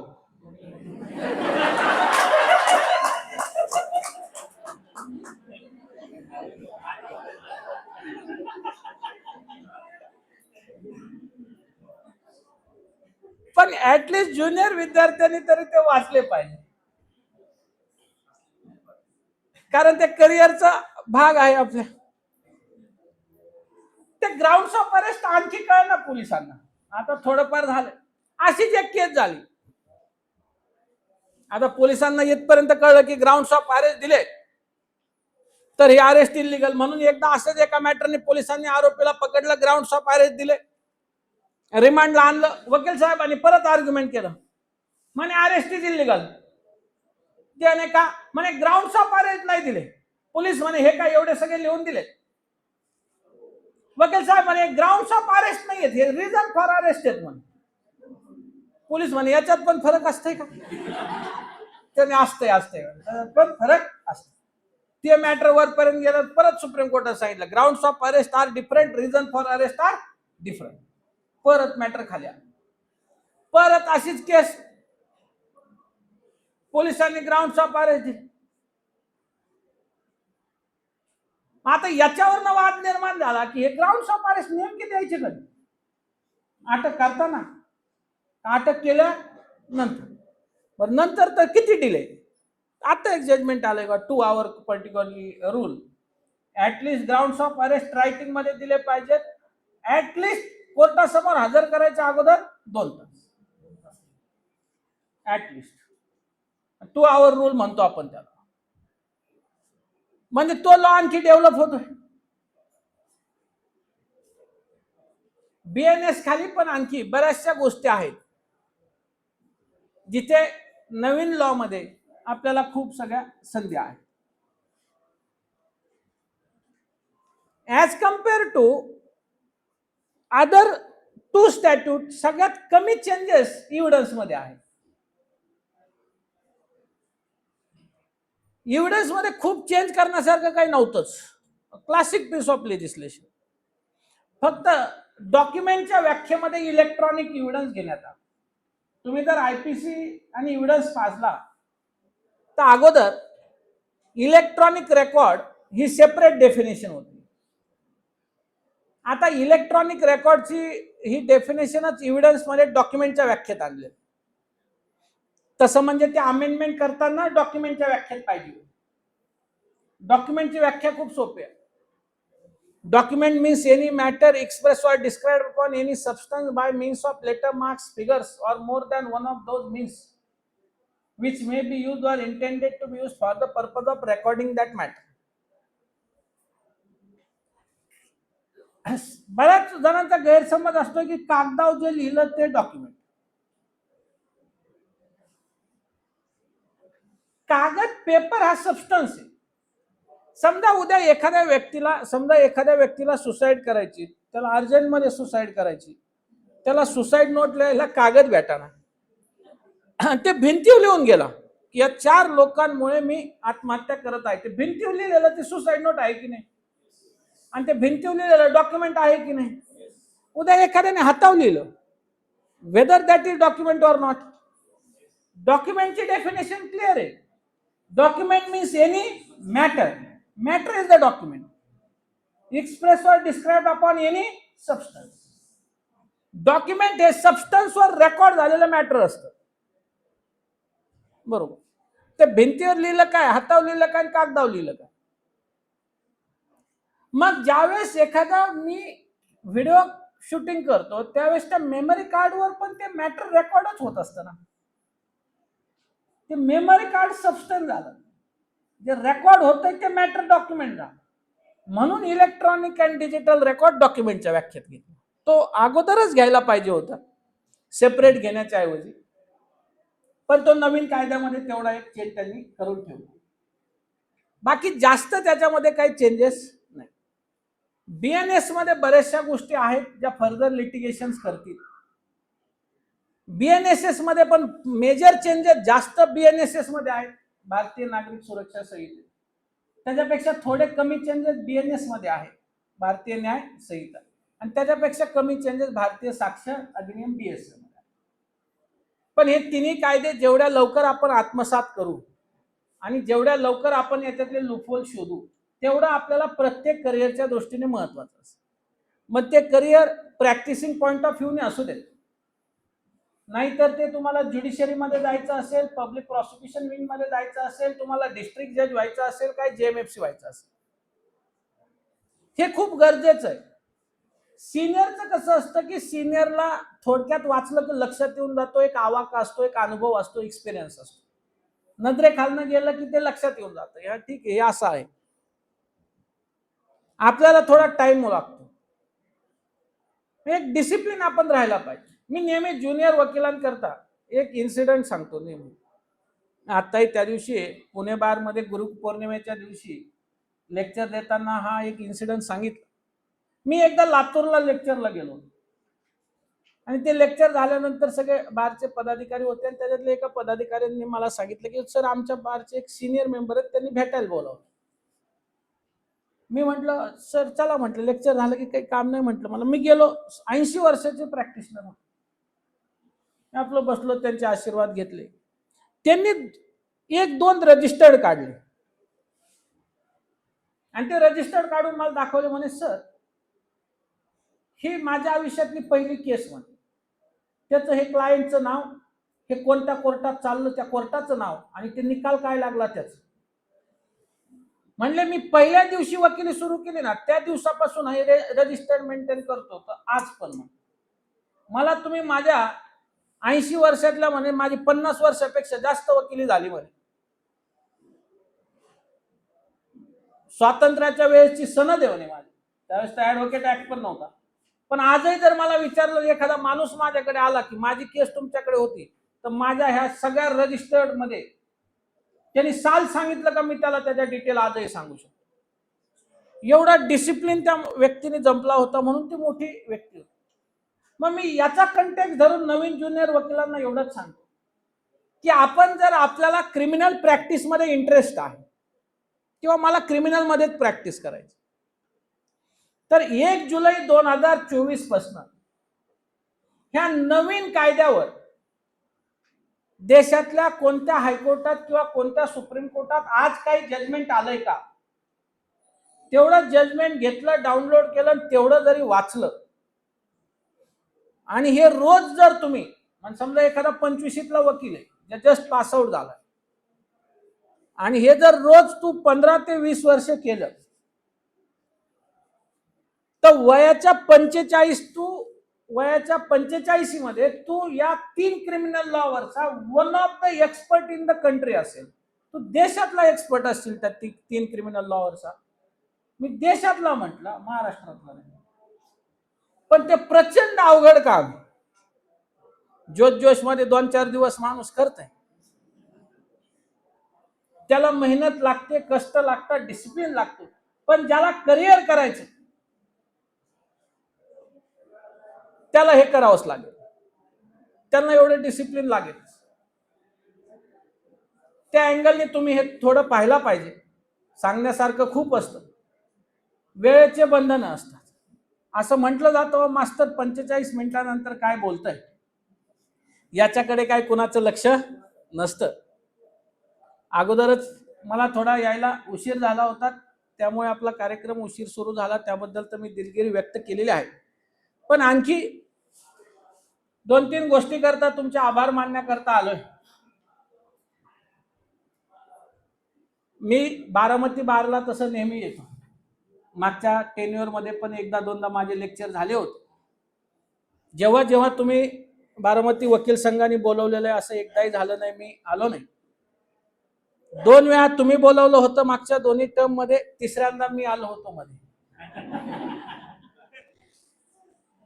आणि मी इलेक्शनच्या काळामध्ये येऊन आपल्याला विनंती केली होती की बार काउन्सिल ऑफ महाराष्ट्र आणि गोवाच्या इलेक्शन मध्ये मी उभा आहे, आपण सर्व सहकार्य करा. आणि तुम्ही त्या विनंतीला मान राखून मला प्रचंड असे मत बारामती वकील संघाने दिले. त्याबद्दल तुमचं खऱ्या अर्थाने मनापासून आभार व्यक्त करण्याकरता आलो. काही ऋण शब्दाने फिटत नसतात. तुमचे हे ऋण, तुमचे ते पर्टिक्युलर विश्वास कधी तोडणार नाही एवढं नक्की सांगतो. कारण या बार काउन्सिल मध्ये सगळ्यात लहान मी, माझं वय 38 वर्ष. ते ओळख करून देताना आमचे सिनियर मेंबर म्हणते हे आमच्या सगळ्यात बारीक आहे म्हणते. आणि एवढ्या कमी वयामध्ये अगदी महाराष्ट्रात प्रथम पसंतीचे 2 नंबर क्रमांकाची मतं आपण मला दिली सर्वांनी. हा तुमच्या विश्वासाला कधी तडा जाणार नाही असं मी त्यावेळेसही म्हटलं होतं. आणि आजही मी पुन्हा तेच सांगायला आलोय की आपण दिलेले ह्या ऋणात राहणंच मी पसंत करेल. पण तुम्ही तुमच्या कुटुंबातील एक सदस्य तिथं निवडून दिला. तुमचं काही तिथे काम असेल तर ते वैयक्तिक मी त्याचा फॉलोअप घेईल असं तेव्हाही म्हटलं होतं. आजही तेच सांगायला आलोय की तुम्हाला कोणत्याही कामाकरता तुम्हाला तिथपर्यंत यायची गरज पडणार नाही. मी वैयक्तिक त्याचा फॉलोअप घेईल. बरेचसे प्रश्न आज पण आपल्या समोर आहेत नाही अशातला भाग नाही. मी तुम्हाला सर्वांना ही विनंती करेल की ऍडव्होकेट ऍक्ट 2026 मध्ये काही अमेंडमेंट्स आलेले आहेत. जिथं जिथं त्या अमेंडमेंटवर ऑब्जेक्शन घेणं गरजेचं आहे. बार काउन्सिल ऑफ महाराष्ट्र आणि गोवाने त्याची मीटिंग घेऊन प्रॉपर ऑब्जेक्शन आम्ही त्याचे रेज केलेले आहे. ते ऑब्जेक्शन आपण वर पाठवत आहोत. तुम्ही पर्टिक्युलरली त्याच्यामध्ये पार्लमेंटरी कमिटीचे डिबेट्स डिस्कशन्स पण सुरू होतील. शासनाने तो ड्राफ्ट आणि बार काउन्सिलने सर्वांकरता तो ओपन केलेला.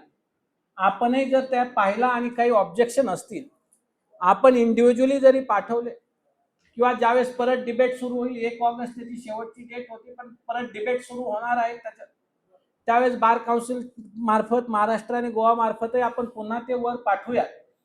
पण आपल्या लीगल फ्रॅटर्निटी करता काही गोष्टी महत्त्वाच्या आहेत. त्यामध्ये त्या अमेंडमेंटमध्ये आहेत. आपणही त्याच्यामधनं पाहून थोडं काही इनपुट्स असतील तर दिले तर तोही महत्त्वाचा भाग असेल.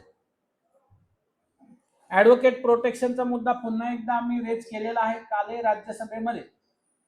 ऍडव्होकेट प्रोटेक्शनचा पर्टिक्युलरली मुद्दा बार काउन्सिल ऑफ इंडियाच्या अध्यक्षांनी मांडला, जे मेंबर ऑफ द पार्लमेंटही आहे.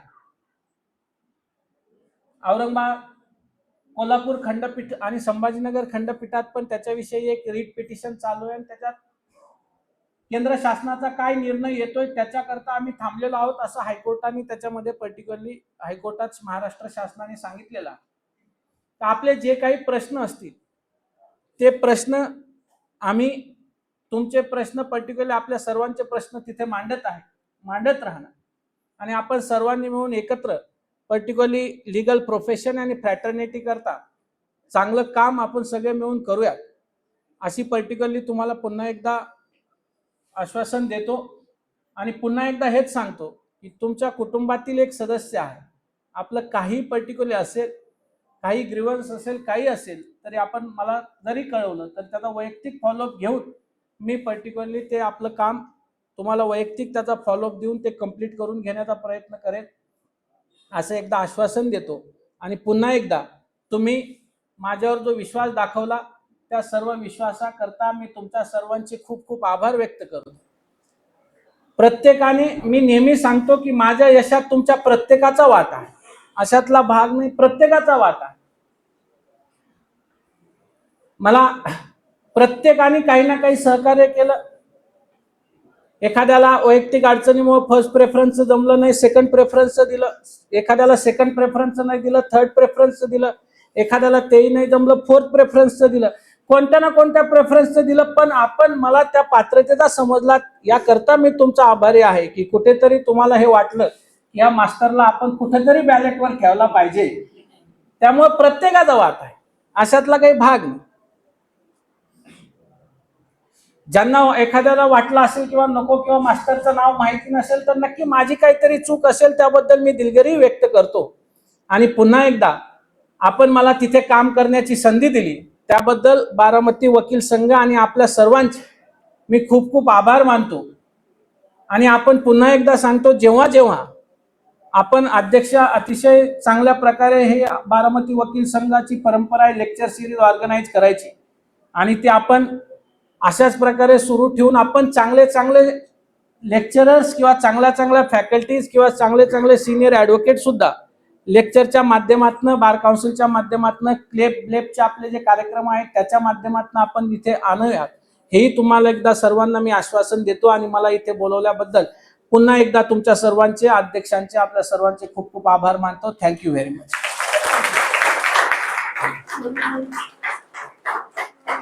सरांचे मनापासून आभार. खरं तर दिवसभराचं लेक्चर व्हायला पाहिजे, आपल्याकडे पुस्तक पाहिजे आणि वही पाहिजे, जे काही ते सांगताय त्यातले नोट डाऊन करायला पाहिजे. आता मला फक्त एक विनंती तुम्हाला, की जर तुम्हाला काही प्रश्न असतील तर सांगा, विचारू. आपल्याला उशीर झाला पण 2 मिनिटं आम्हाला काय सांगा. कुणाला प्रश्न आहेत का? मला म्हणलं लगेच उठतो, बस सांगतो, काही नाही. हा चालू आहे. हा, JMFCचा एक महत्वाचा प्रश्न होता. बटन बंद झालं का माझ्याकडे? एक JMFCचा एक महत्वाचा प्रश्न होता, त्याबद्दलही तुम्हाला अपडेट देणं माझं काम आहे. JMFCची जी परीक्षा आहे की 2022 आणि 23 ची झाली. 22 ची बॅच ट्रेनिंगला आहे, 23 ची बॅच सिलेक्ट होऊन पर्टिक्युलर मॅडम आहेत, आणखी ट्रेनिंगची वाट पाहत आहेत. 24 ची जाहिरात आली होती आणि 2 ऑगस्टला परीक्षा होती. पण मीन व्हाईल काय झालं की आपल्याकडे 3 वर्ष प्रॅक्टिसचा क्रायटेरिया कंपल्सरी करण्यात आलेला आहे. 3 वर्ष प्रॅक्टिसचा क्रायटेरिया कंपल्सरी केल्यामुळे नवीन नोटिफिकेशन इश्यू झालं. पण एक सुप्रीम कोर्टात पिटिशन फाईल झाली भूमिका ट्रस्टच्या नावाने. या पिटिशन मध्ये असा प्रश्न निर्माण झाला की जी ॲडव्होकेट वकील बांधव डिफरंटली एबल्ड किंवा फिजिकली डिसेबल्ड किंवा स्पेशली प्रिव्हिलेज आहे, तर यांना 3 वर्ष प्रॅक्टिस मधनं तुम्ही वगळा, यांना एक्झाम करा. कारण कुठेतरी फिजिकली कॅपॅसिटीमुळे त्यांना ते कोर्टातली धावपळ वगैरे हे शक्य नाही, म्हणून ज्युडिशरीकडे येऊ राहिले. त्याच्यात तुम्ही त्यांना 3 वर्ष तिकडे लावता. आणि हा प्रश्न निर्माण झाल्यानंतर सुप्रीम कोर्टाने असा आदेश दिला की देशातल्या सगळ्या हायकोर्टाने आणि शासनाने आम्हाला रिकमेंडेशन आणि सजेशन्स पाठवा, याच्यावर काय करायचं. आणि एक इंटरिम ऑर्डर पास केली जून मध्ये की जोपर्यंत आम्ही या केसचा निकाल देत नाही तोपर्यंत ऑनलाईन फॉर्म फिलअप करण्याची डेट एक्सटेंड करण्यात यावी. मग आता जर ऑनलाईन फॉर्म फिलअप करायची डेट ओपन आहे तर प्रिलिम्स घेणं शक्य नव्हतं. मग त्यानंतर नाही तर तो कंटेम्प्ट झाला असता सुप्रीम कोर्टचा. त्यानंतर मग ओरिसाने आणखी 1-2 राज्याने आपली परीक्षा होल्डवर ठेवली आणि पोस्टपोन केली. महाराष्ट्र शासनाच्याही ते निदर्शनास आणून दिलं आपण की सुप्रीम कोर्टची ऑर्डर आहे, कंटेम्प्ट होईल. MPSCच्याही निदर्शनास आणून दिलं आणि त्यानुसार MPSCने एक पर्टिक्युलरली पत्रक जारी केलं की ही परीक्षा आम्ही पुढे ढकलत आहोत आणि ज्यांना ऑनलाईन फॉर्म भरायचा आहे ते भरू शकतात, डेट ओपन आहे. आता 28 तारखेला सुप्रीम कोर्टातली ती हिअरिंग कन्क्लूड झाली आणि ते matter reserve for the judgment. Automatic त्याची कॉम्प्युटर जनरेटेड डेट 12 ऑगस्ट दाखवत होतं, पण ती आता तिकडनं काढलेली आहे. ते जजमेंट ह्या आठवड्यात 2 आठवड्यात केव्हा येऊ शकतो. आता त्याच्यात आणखी एक प्रश्न निर्माण झाला. मी कालच हायकोर्टाला ते रिप्रेझेंटेशन आम्ही बार काउन्सिलच्या वतीने दिलं. 30 एप्रिल ही 3 वर्ष प्रॅक्टिसची शेवटची कट ऑफ डेट होती आणि आज 4 ऑगस्ट उजेडला आहे. 30 एप्रिल ते 4 ऑगस्टच्या मध्ये बऱ्याचशा विद्यार्थ्यांचे 3 वर्ष पूर्ण झाले. कारण पुणे युनिव्हर्सिटीचा निकाल जून जुलै मध्ये लागतो आणि सनद ऑगस्टचा आहे. तर सगळ्यांच्या सनद आता हे जुलै एंड आणि ऑगस्ट मधल्या आहेत आणि आज फॉर्म फिलअप करायची डेट ओपन आहे की नाही. तर माझं असं मत होतं की मागच्या आता परवा दिवशी रविवारी बार काउन्सिलच्या मीटिंगमध्ये मी सर्व सिनियर सदस्यांना हा प्रश्न उपस्थित केला की 30 एप्रिलला 3 वर्ष कंप्लीट व्हायला पाहिजे होते, कारण फॉर्म भरायची शेवटची डेट 12-15 मे होती आणि 2 ऑगस्टला परीक्षा होती. आज परीक्षा पोस्टपोन आहे आणि फॉर्म भरायची डेट आज पण ओपन आहे. मग एप्रिल नंतर मे गेला, जून गेला, जुलै गेला, ऑगस्ट चालू आहे. ह्या 3 महिन्यात जे मुलं इलिजिबल झाले त्यांना का संधी नाही द्यायला पाहिजे आपण. आणि मग मी तो मुद्दा उपस्थित करून थोडा भारतभरातल्या सगळ्या राज्याच्या ज्युडिशियल सर्व्हिसेसचा रूल स्टडी केला. तर त्याच्यात असं निदर्शनास आलं, for example Delhi judicial service आहे. दिल्ली ज्युडिशियल सर्व्हिसेसचा नियम असा आहे की फॉर्म भरायच्या शेवटच्या तारखेपर्यंत 3 वर्ष कंप्लीट पाहिजे, म्हणजे last date of submission of application form. 5-6 राज्यांचा नियम आहे की last date of submission of application form. काही राज्याची फिक्स डेट आहे 1 जानेवारी, काही राज्यांची फिक्स डेट आहे 1 जुलै, काही राज्यांची फिक्स डेट आहे 1 ऑगस्ट. आपल्याकडे रूलच नाही. आपल्याकडे एमपीएससी ज्या दिवशी जाहिरात पब्लिश करते त्या दिवशी 3 वर्ष प्रॅक्टिस पूर्ण पाहिजे. मग ती जाहिरात कोणत्या का महिन्यात येऊ द्या, बरोबर. तर मग काल एक रिप्रेझेंटेशन मी बनवलं. आमचे 2 कलिग घेऊन आम्ही बार काउन्सिलच्या ऑफिसमध्ये काल संध्याकाळी गेलो. आम्ही थोडी चीफला वेळ मागितली होती, पण चीफ त्यावेळेस अवेलेबल नव्हते. आणि बार काउन्सिलचे जेवढे आमचे सिनियर मेंबर्स तिथे उपस्थित होते त्या सगळ्या मेंबर्सनी त्या रिप्रेझेंटेशनवर सह्या करून ते चीफला आम्ही फॉरवर्ड केलंय की 2 वर्षांनी जाहिरात येते आणि 286 जागा आहेत. मुलांची ही संधी हिरावून घेऊ नका. ती 30 एप्रिलची डेट थोडी एक्सटेंड करा, ऍटलिस्ट यापर्यंत आली तर ह्या 2 महिन्यातले जे काही 200-400 वकील बांधव इलिजिबल होतील ते आणखी वर्षभर वाट पाहायची गरज पडणार नाही, अशी एक विनंती त्याच्यात आम्ही काल संध्याकाळी ते पर्टिक्युलरली रिप्रेझेंटेशन सबमिट केलंय चीफच्या ऑफिसला. मीन वाईल ह्या आठवड्यात 2 आठवड्यात जर त्यावर चीफनी जर वेळ दिली तर आम्ही सगळे बार काउन्सिलचे सिनियर मेंबर्स वगैरे तिथं जाऊन पुन्हा एकदा विनंती करणार आहोत. आणि सुप्रीम कोर्टचं जजमेंट रिझर्व्ड आहे. जजमेंटचा जो काही जजमेंट येईल त्याच्यानुसार 1 ते 2 महिन्यात आपली परीक्षा होईल, सप्टेंबर किंवा ऑक्टोबर मध्ये आपली परीक्षा होईल असे प्रायमा फेसी अंदाज. कारण ह्या महिन्यात जर जजमेंट आलं तर एमपीएससी ला खूप जास्त वेळ लागणार नाही, तर ते पेपर खूप लांबवणार नाही. अशा प्रकारच्या थोड्याफार त्याच्या अपडेट्स आहेत. आणखी काही अपडेट्स असेल तर मी आपल्याला कळवत जाईल. सॉरी, ऍडिशनल पीपीचा एक छोटासा कन्सर्न असा आहे की 240 जागांची ऍड आली, पण शासनाने ती ऍड स्थगित केली. त्याच्या मागे थोडं खूप सगळं राजकारण आहे. जरा का स्थगित झाली ते प्रॉसिक्युशन केडरचा वाद आहे. म्हणजे आपल्याकडे काय आहे की आपला एक जुना रूल आहे की ऍडिशनल पब्लिक प्रॉसिक्युटर हे 50% प्रमोशन आणि 50% डायरेक्ट रिक्रुटमेंटनी अपॉइंट झाले पाहिजे. पण 20-25 वर्ष आपल्याकडे ऍडिशनल पब्लिक प्रॉसिक्युटरचं प्रमोशन झालेच नव्हते. जे जॉईन झाले एपीपी म्हणून जॉईन झाले ते एपीपीच होते. त्यांनी रिट केली, सुप्रीम कोर्ट हायकोर्टात रिट केली, सुप्रीम कोर्टात गेले, सुप्रीम कोर्टचं जजमेंट आणलं, कंटेम्प्ट झाला आणि मग 2022 साली 300-400 एपीपी प्रमोट झाले. म्हणजे 50% ऍडिशनल पब्लिक प्रॉसिक्युटर प्रमोशनने आले. आता राहिले कोण होते? फक्त डायरेक्ट परीक्षांनी. ती महाराष्ट्रात पहिल्यांदाच परीक्षा होणार होती आणि ती पहिल्यांदाच परीक्षा होणार होती. मग त्याचा ते सगळं नियम बनवले, सगळं झालं, ते 240 जागेची ऍड वगैरे काढली. पण त्याच्यामध्ये आता असं झालं की जर ऍडिशनल पब्लिक प्रॉसिक्युटरचं सगळं क्रिमिनलचं केडर भरलं तर डीजीपी आणि एजीपीनी करायचं काय? हा थोडा कन्सर्न काहीतरी शासनापुढे असावा आणि म्हणून ते तात्पुरत्या स्वरूपात स्थगित केली. त्याच्या पुढे जाऊन काही जे नियम बदलून सर्व्हिसेसचे सगळे नियम बदलून नवीन नियम येत आहेत. त्या नवीन नियमामध्ये सजेशनला जो नियम आलाय त्याच्यात असा आहे की ऍडिशनल पब्लिक प्रॉसिक्युटर इथून पुढे फक्त प्रमोशननी भरले जाणार, डायरेक्ट अपॉइंटमेंटनी नाही. आता ही तो नियम रिट्रोस्पेक्टिव्हली ऍप्लिकेबल होणार नाही. म्हणजे तुमची जी एक पर्टिक्युलरली जाहिरात आहे ती परीक्षा त्यांना घेणंच.